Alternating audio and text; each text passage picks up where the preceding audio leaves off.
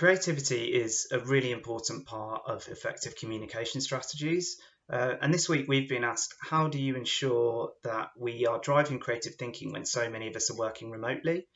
Now, brainstorming is a hugely important part of our creative process at WPR.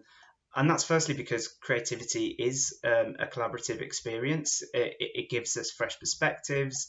It allows us to think across multiple disciplines. It encourages critical thinking.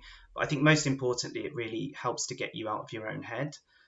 Some of the key points to remember for facilitating a successful brainstorm are firstly preparation, and that goes for both the organizer and the attendee.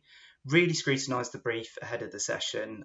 It's important that we fully understand the client challenge that we're trying to address with a creative solution.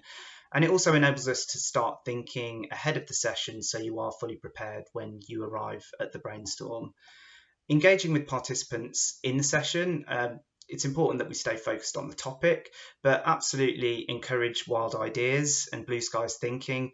Don't shoot anything down. One of the kind of fundamental rules of brainstorming is to defer judgment.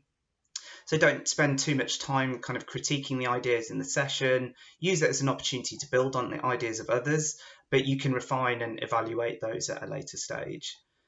Finally, consider creative techniques and tools. I think this is particularly important now when we're working remotely, and there are a number of different tools that we can use to kind of engage people and make brainstorms more interactive.